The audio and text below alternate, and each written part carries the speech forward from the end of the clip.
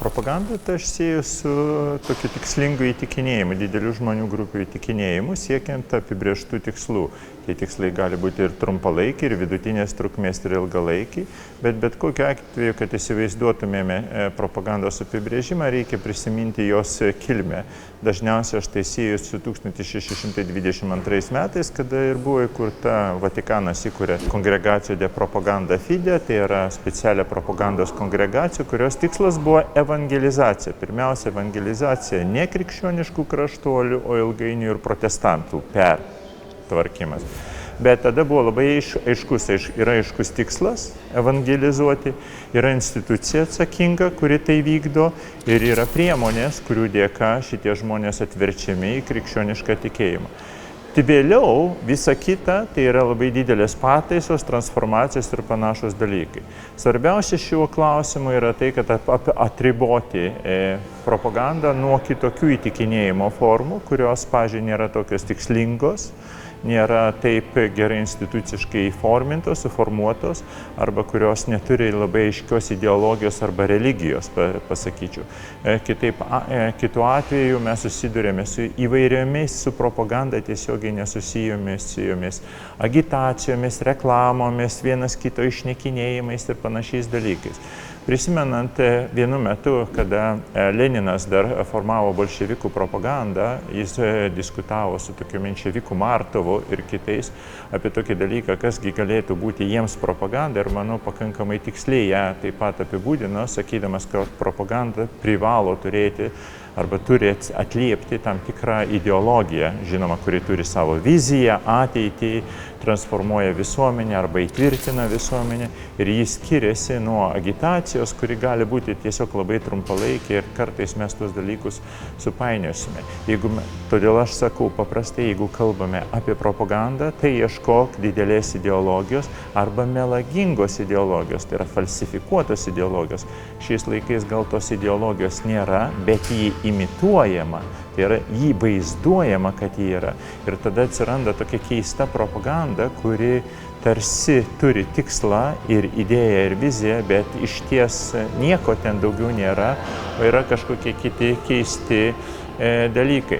O kai dėl įtikinėjimo mechanizmų, tai jie visą laiką keitėsi. Nuo evangelizacijos iki šių dienų psichoanalizės, psichoanalitinių metodų, neurologijos, mūsų ten visokių psichofizinių būklių, transformavimo, įvairiausių vis naujų ir naujų įtaigos priemonių, ir atitinkamai vis skirtingai konceptualizuojant, vartojant kitas savokas, kad įgilinti arba išplėsti šitą propagandą. Ryšiai su visuomenė, ten koks nors hybridinis karas, dezinformacija arba panašus dalykai. Tai tokių dalykų buvo labai daug pasitelkta.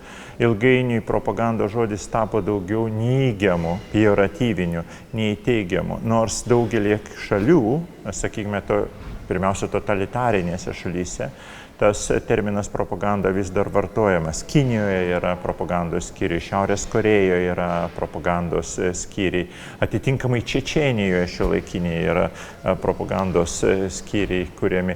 Kiti vengdami, pavyzdžiui, gali pasivadinti tiesiog ryšiai su visuomenė, arba viešąja diplomatija, arba kažkokį kitą naudoti terminą.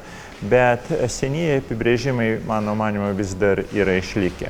Kas dėl simbolio šitoje vietoje, tai manau, tas dalykas yra labai svarbus, turint omeny, kad propaganda nėra vien tik tai kalba, turint omeny, kad sėjame ženklai tam tikros ženklų sistemos. Simbolis suvokiamas šiuo atveju žymiai plačiau, taip pat ir kaip vaizdas ir kaip muzika.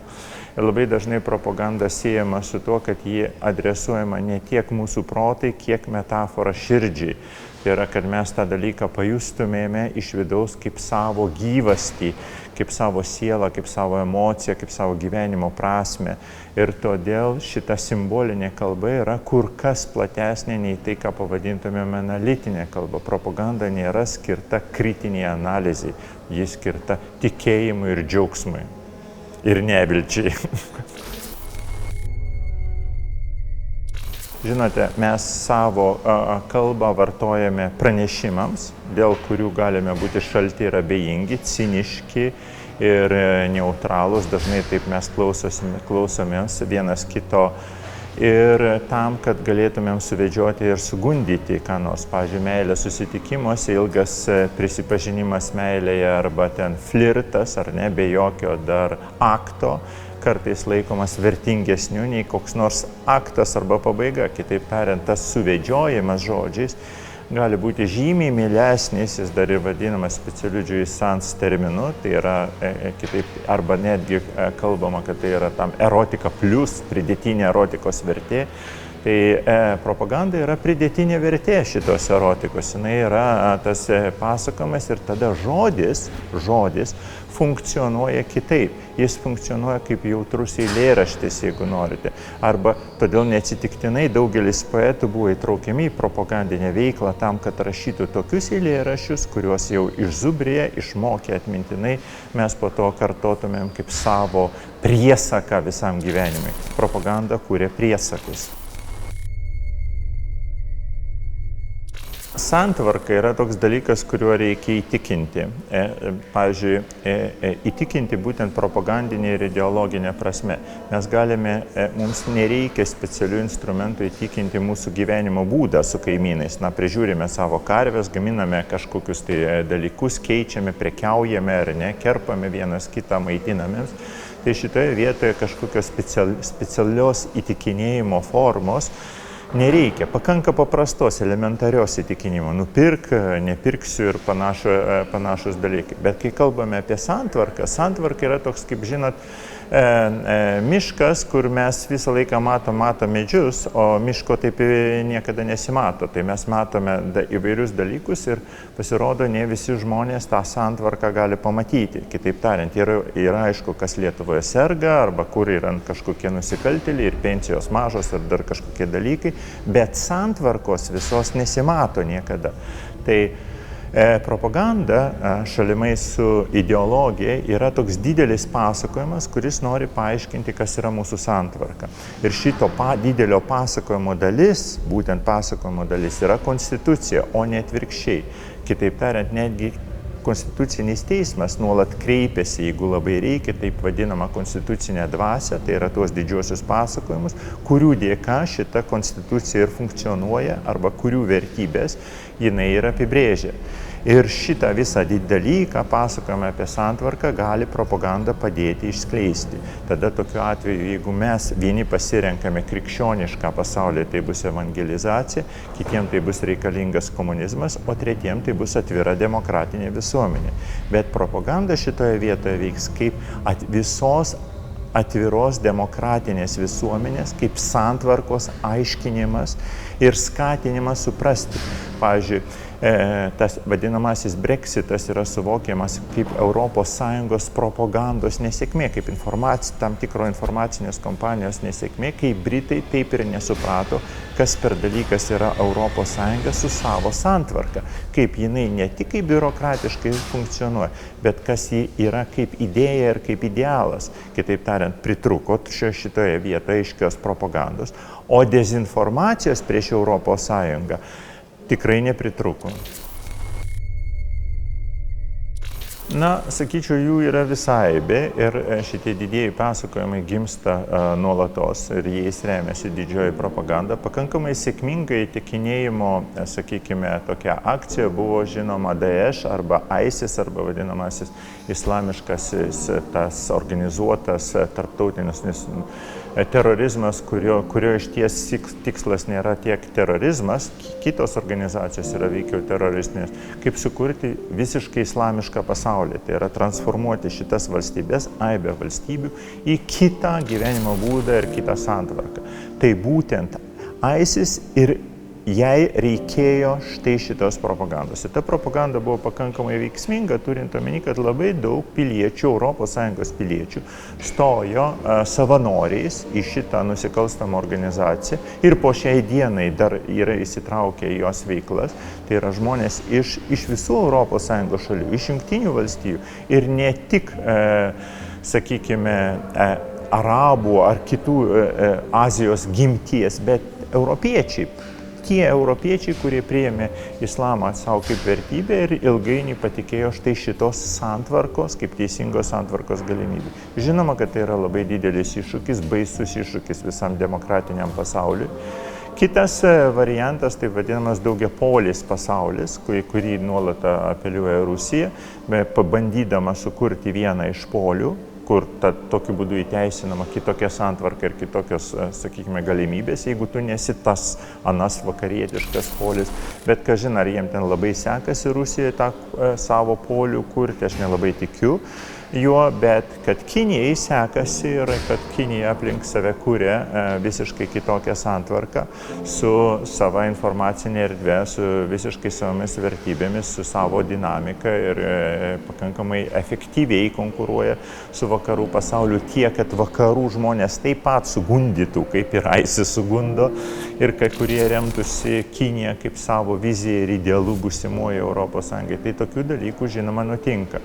Aišku, kad yra taip vadinamų marginalinių daugybė ideologijų ir grupių, kurios norėtų įkūnyti kokį nors pasaulį. Na, tarkime, tai galėtų būti tai vadinamasis grynosios ideologijos, tai galų gale galėtų libertarų visiškai laisvos ekonomikos visuomenė, kur įsivaizduojama, kad praktiškai tik tai verslų santykiai viską reguliuoja. Arba, kas būtų iš esmės labai panašu į anarchistinę būklę, čia net nepasakyčiau valstybė, visuomenė, anarchistinė būklė, kuri niekur niekada nėra efektyviai dar egzistavusi, bet kur jau nesėkmingų bandymų buvo padaryta.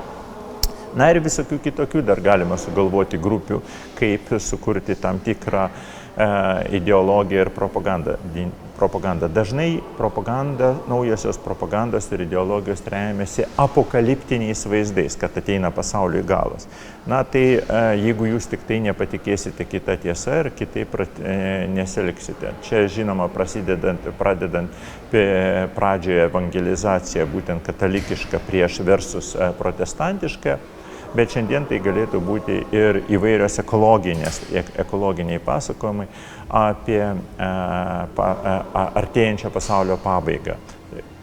Čia šitoje vietoje vėl reikia atskirti racionalius argumentus, tai yra, taip gali būti labai įvairūs liberalūs, racionalūs argumentai, arba anarchistinio individualizmo argumentai dėl mūsų laisvių didesnių, sakykime, arba dėl konflikto tarp valstybės ir individuo. Tai normalūs argumentai, normalūs ginčiai. Arba, sakykime, normalūs argumentai dėl ekologinės žemės būklės ir globalinio atšilimo. Tačiau propaganda, pabrėžiu, remiasi nepakankamais argumentais, nepakankamai racionaliais argumentais, ne mokslu pamatuotais argumentais, o remiasi didžiaisiais pasakojimais, svajonėmis, apeliacijomis į širdį, ašaromis, graudenimais ir, žodžiu, mirties lūkesčiu. Visų pirma, šitų bandymų Rusiją suformuoti kaip atskirą polių, tokių bandymų galime stebėti pakankamai daug, pradedant XIX amžiumi. Ankstesniais amžiais Rusija arba neturėjo tokios vizijos kaip polio, tai yra tiesiog, pavyzdžiui, Ivano Rūsčiojo laikais nėra tokios išplėtotos vizijos, jinai tiesiog tampa ir tampa, ar ne? Tuo tarpu, kai jau caro Petro I vizija buvo vakarietinti, žodžiu, ten autoritariniais būdais, bet vakarietinti irgi nebuvo joks polius ypatingas. Tačiau XIX amžiuje atsirandant įvairiems Rusijoje naujiems judėjimams, taip pat užgimsta ir slavenofilai, kurie norėtų regėti Rusiją kaip unikalią tam tikrą organizaciją ir nurodo į valstiečių būklę, kurie turi kolektyvinę žemės nuosavybę, kaip unikalumą, tokį ypatingą. Ir be to, kadangi mes ten tuometiniai rusai bendradarbiauja su daugybė mažų užgrobtų tautų arba užimtų tautų, tai mūsų tokia būklė, kad mes turime štai ir savo ypatingus valstiečius ir daugybė mūsų tautelių ir šitos visos tautelės kartu gali suburti kažkokį tai sukurti ypatingą santvarką arba ypatingą dvasinę būklę. Vėliau iš šito dalyko atsiranda taip vadinamas Eurazijos judėjimas. Eurazijos judėjimas, kuris save oponavo pirmiausia bolševikams. Ir Eurazijos judėjimas, kuris bandė pagrįsti, parodyti, kad štai Rusija gali žengti kitų kelių, čia dar iki Antro pasaulinio karo, žengti kitų kelių, gal net įtikinant bolševikus, tai buvo baisus ir liūdnas euraziečių tikėjimas, kad jie gali paversti bolševikus Eurazijos sekėjais ir jie čia grįždavo į Rusiją įtikinėti tų bolševikų ir nelaimingai savo baigdavo karjerą kur nors Sibire.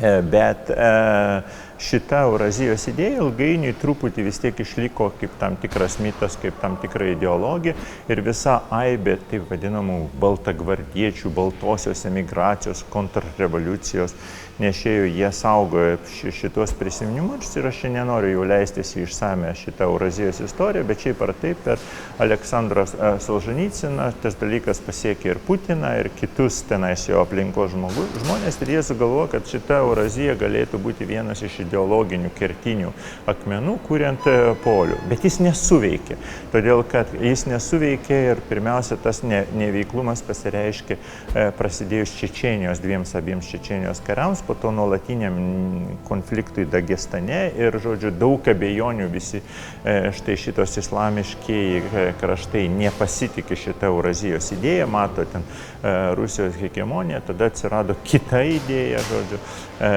visų slavų vienybės, kuri tiek pat buvo sena ir neveikianti ir nieko gero iš to neišėjo, matom tik pasiekmę Ukrainos ir šitą karą Donbase su neva Rusija, su neva separatistais. Ir galų gale tada šitas Rusijos kaip atskiro ir ypatingo polio formavimas, jis šiandien, sakyčiau, patiria krizę. Jeigu pasižiūrėsime paskutinėsias Putino kalbas ir pranešimus, reikšmė šitam Rusijai kaip atskiram poliui, nepriklausomam poliui, jį menksta ir menksta ir menksta, nors kartais dar nurodoma į Kiniją kaip tam tikrą perspektyvą. Sakyčiau, šita ideologinė vizija yra nebepopuliari, nebereikšminga, pačioje Rusijoje suvokiama kaip juokinga, tai reiškianti tai, kad nebus vystomos technologijos, tai reiškia, kad augs korupcija, kad nuolatos bus įvairus banditizmas, kad kokio bus saugumo, sakykime, įgaliojimų perviršis, žodžiu, nieko gero. Iš to dalyko neišeina ir aš manau, kad šitoje vietoje Rusija turi labai didelių problemų, iš principo didelių problemų, vis dėl ideologinio neapibrėžtumo. Ir dar matant, čia nesileisiu į smulkmenas, kaip keičiasi žmonės atsakingi už ideologiją Rusijoje, nuo Surkovo iki Volodino ir kitų asmenų, kad jie nuolatos rotuojami, turint omeny, kad Kremlius vis nepatenkintas savo ideologijos būklę, kuri neaišku, kas yra. Bet vis dėlto ten propaganda, žinoma, prabunda ir, pavyzdžiui, Solovjovo laiduose šitas dalykas jau atvirai suprantamas. Mes vykdome propagandą. Apskritai propaganda susilpnėja iš karto, kai tik tai atsiranda alternatyvas ir kritinis mąstymas. Tai yra, kada mes vieną ir tą patį istorinį atvejį galime papasakoti keliais būdais. Ir tarkime, kaip vienas iš tokių skausmingų pasakojimų, nurodomas Birželio sukilimas 41 metų, kurį galime mes vieną vertus glorifikuoti, štai tapome patys nepriklausomi dar prieš pasirodant naciams. Kita vertus, žiūrėkite, įvyko visai be nusikaltimų, pirmiausia prieš žydus, bet ir prieš kitų tautybių matyti asmenis. Tuo metu trečias dalykas, kad galbūt tai buvo autoritarinis labai sukilimas, žodžiu, daug tam galima kritikos ir daug galima šlovės. Paprastai siūloma, išvengiant propagandos, pasakoti juos visus. Tai reiškia, kad pateikti visas alternatyvas, o ne kurią nors vieną iš jų ypatingą. Todėl, kad kurios nors vienos įvedimas, tai ir yra sėdimas ant žirgo su kardu ir rodymas krypties, kur tu turi eiti ir kaip gali formuotis. Aišku, kad rašyti tokio tipo vadovėlius ar pasakojimas yra kur kas sunkiau, nes šitie dalykai truputį įžeidžia kieno nors širdį. Bet prisiminkime, propaganda ir yra tai, kas pataikauja tavo širdžiai, o priešnuodis dėja įžeidžia truputį.